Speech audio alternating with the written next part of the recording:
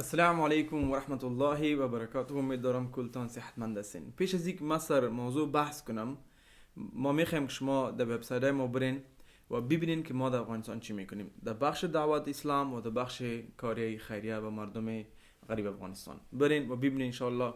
اگر میخواین که در منتلی کلاب شامل شوین، همچنان میتونین شامل شوین. بیایم سر موضوع گپ میزنیم. برادر عزیز، این ویدیو به خلاف تلویزیون طلو نیست.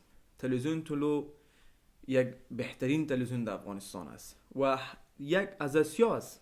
افغانستان خو بان ماشاءالله کوالیتیشان، اونا با کیفیتی که کار میکنن، اونا زحمتی که میکشن واقعا قابل افتخار است و ما باید اونا رو تشویق کنیم. لیکن چون از هر انسان، از هر ارگانایزیشن و از هر کمپانی اشتباه میشه، تلویزیون طلو هم اشتباهات داره و ما امروز چقدر که راضی هستم، چقدر خوشحال هستم.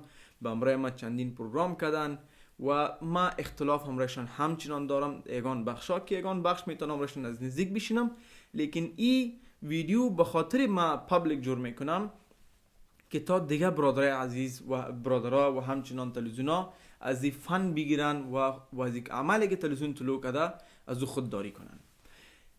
تلویزیون طلو چی کرده؟ این بسیار مهم است. میا بخشی فکر میکنم که نامش هست، ما چون زیاد دربارش نخوندیم. او یک شخصی است که من نمیتونم زیاد دربارش بگم به خاطر اینکه نمیخوام بدی کسی را بگم. لیکن اونا شاید خوبی هم دارن و انسان هستن. هر انسان خوبی بدی داره. یگان انسان بدیشان کم است، خوبیشان زیاد است. لیکن یک انسان هست که خوبی هم داره، انشالله داره. لیکن با کاری که به تلویزیون طلو خواسته شده بود باید کار نشده بود. چندین دلیل اول که این شخص با کدام علت تلویزیون طلو یا موقاف گرد برش میگن چی برش میگن به اونا خواسته بودن. به خاطر چی؟ به خاطر که بیاین در تلویزیون بگویه که ما عاشق کسی هستم. اول خوی بسیار بحترامی با آریان سعید است یا سیتا قاسمی است، من نامشون اکثر غلط میکنم. دوم، یک شخصی که سر خود فایر کرده و خود وگار کرده به خاطر که عاشق کسی است. یعنی کدام درس تلویزیون طلو میخواست که به جوانای ما، به خورای ما و به مردم افغانستان از دستی این شخص بده؟ یعنی کدام درس، کدام پن، چی میخواست؟ مطلب تلویزیون طلو چی بود در این بخش؟ من نمیگم تلویزیون طلو مکمل، اما شخصی که رو دعوت کرده یا پرودیوسر یا پروگرام هر چی کسی پیش، با کدام مطلب او کدام به مردم خیر رسانده بود، یا او کدام کار نیک کرده از نگاه اجتماعی افغانستان و از نگاه اسلام؟ کدام کار او چی کرده که بیا ویدیو ده بگی تفنگ، تفانچه، عشق و عاشقی بیمانا. یک شخصی که میگه ما با انگلا مرکل چانسلر آلمان عاشق هستم و ما خودم زدیم با مرمی و ایام کدیم یک تلویزیون طلو رو دعوت کنه، شما چی فکر میکنین؟ ای اولین بحترامی به مخوار عزیز است. دوم، مطلب که مهم ما سرش فکر میکردم که تلویزیون طلو با کدام مقصد او را خواست. یعنی چی دو شخص بود که میخواستن ایره به جامعه ما معرفی کنن؟ یعنی کدام خوبی ایره در تلویزیون ما خونه دیدم.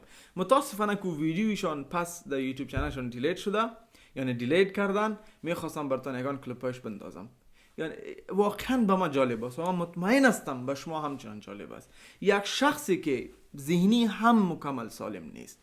یعنی من نمیفهم کدام گپش زود بگم. من یک شخص نیستم که بعد مردم زیاد ذکر کنم. مثلا یه دوست خوش ندارم، یعنی دوست ندارم که بعد مردم ذکر کنم بار. لیکن ما عمومی یک چیز گفتم میتونم که یک نقطه کسی بگه که به خاطر ای خوبی یا ای یک فایده در شخص بود، به این خاطر تلویزیون طلو او را خواست که به جامعه افغانستان او را معرفی کنه و انشاءالله که جوانا همچنین از او کدام پند بگیرن و امو عمل اجرا کنن. یک دانه پوینت کسی گفتن نمیتونم.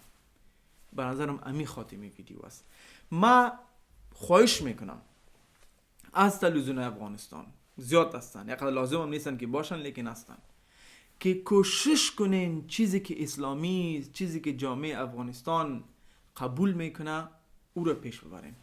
یعنی که جامعه افغانستان رو قبول میکنه اسلامی نیست، او را بانین. لیکن سیستماتیکلی به امرای سیستم جوانا را خراب نکنین. یک روز بود که در تلویزیونا یک کسی یک چیزی میگفت، کمی بیادبی میگفت هو چی گپ است. امروز تلویزیونا مردم دام میزنن، فحشات جریان داره. او یک موضوع جداست که من سرش بحث کردم میتونم. کسی که هیچ کدام فایده، هیچ کدام مثبت پوینت به جامعه ما نمیاره، او رو باید پروموت نشوه، او باید یک عکس داده نشوه. باید مردم داریم که واقعا انسان ها هستن که انسان ها نیک هستن، اونا باید پیش شون. برادر عطا در جالبات هست، همینطوری در کابل، در پکتیکا واقعا مردم هستن که هیروی افغانستان میتونی حساب کنیم، یعنی قهرمان کشور ما هستن، لیکن اونا پشت پرده هستن. کسانی مثل میا که هیچ کدام خوبی ما خود اصلا ندیدیم که ما بتونم بگیم که اولادم، برادرم یا برادر عزیز این نفر تعقیب کن شاید چیزی یاد گرفتم، میتونی هیچ یک چیزی نیست، صفر.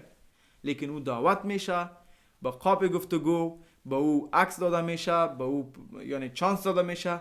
به نظر میکنم کار خوب نیست و میفهم که حتما تلویزیون طلوع مزی پشمان شده به خاطر ویدیوشان دیلیت کرده. لیکن این ویدیو و یا این عمل به نظر اینطوری به دیده شود که از اشتباه هر انسان میشه. تلویزیون طلوع پرودوسر هم یک اشتباه کرده و میدارم که اشتباه دیگه تلویزیون تکرار نکنن و میخوام این بار نظر شما رو بشنوم در کامنت و ان شاء الله ببینیم که شما درباره چی میگین و نظرتون شریک کنین. بارک الله و لکم. السلام علیکم و رحمت الله و برکاته.